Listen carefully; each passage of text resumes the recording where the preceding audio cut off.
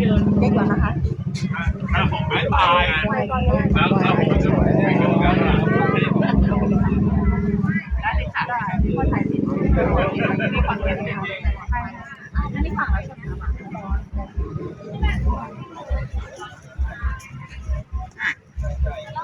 ตัวใหญ่มากคุณ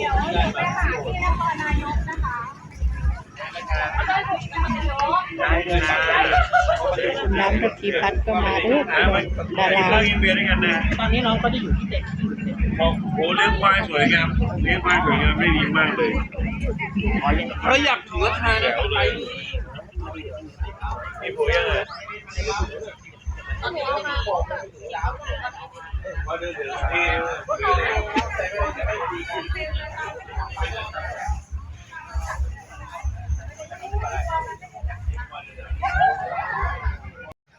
ควายงามไม่เบิ่งพี่น้องควายงามตัวใหญ่มาก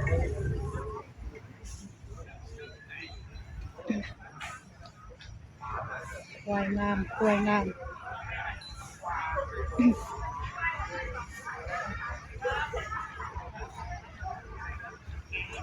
ควายใหญ่เราข้างนั่นแหละเบิ่งควาย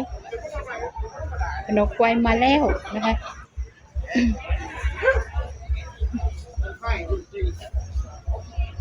บรรยากาศ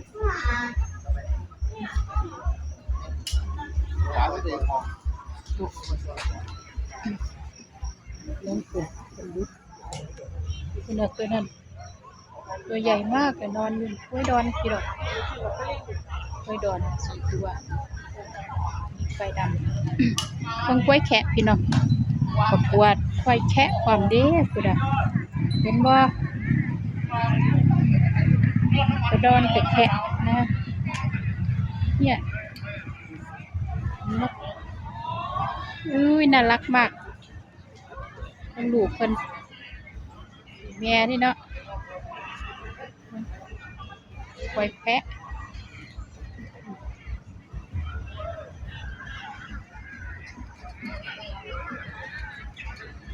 มันกำลังทยอยมารถไว้จอดอยู่ข้างนอก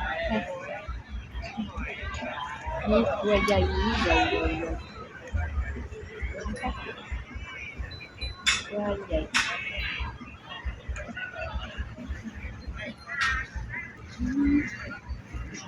ก๋วยเตี๋ยวสงสัยจะท้องยังไง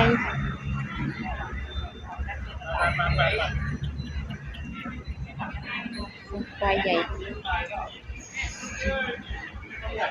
ดี๋ยวไปดูควายใหญ่ด้านนู้นอันนี้น้ำมันคืนค่ะตอนกลางคืนเป็นเผาเฟี้ยงเผาฟางมันยุ่งหลายนะคะเพราะว่าฝนตก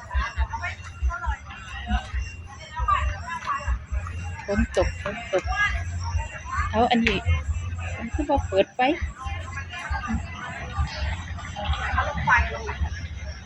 ตัวใหญ่มากควาย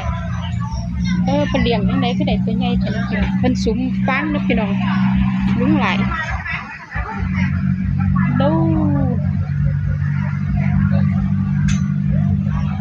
2 ตัว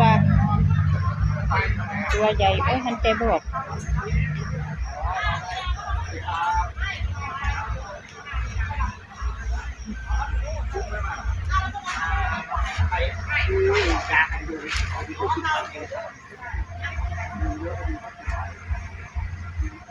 ถ้าเปิดไฟยุ่งเยอะเป็นว่าคนเลยปิดไฟเป็นเผาฟางกวนหุดเอาพี่น้องเพราะว่ายุ่งหลายลายดอนมีแต่ตัวใหญ่ๆ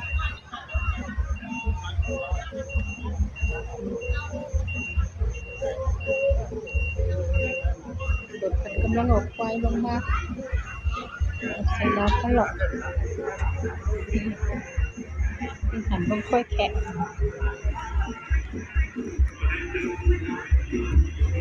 อย่างหยิบกันนะคะเนาะเดินดูควายก่อน ควายตัวใหญ่ๆเนี่ยโอ้คือเป็นตะหูแท้เว้ย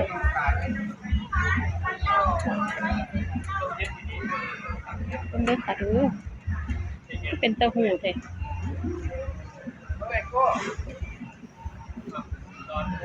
เนี่ยนอนดูคืนอยู่นี่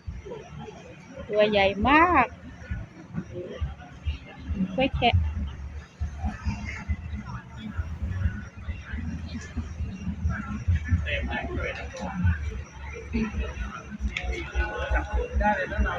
มหกรรมประกวดกระบือรุ่มแม่น้ำชีครั้งที่ 2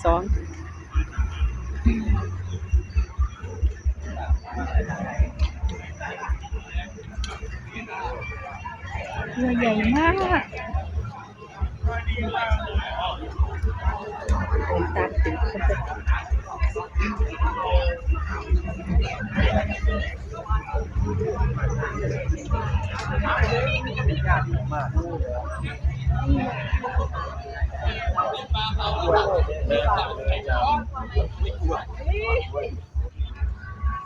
ะอ้อนแต่ตัวดีเลย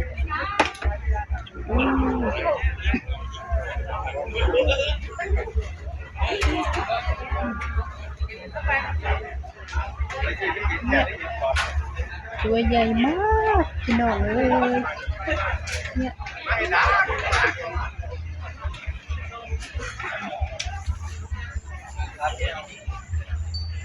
ตัวใหญ่มากคลิปนี้ก็ไว้แค่นี้ก็นะคะเนาะบ่ยาวเดี๋ยวพี่น้องเบิ่งบ่จบขอบคุณทุกการรับชมนะคะเด้อ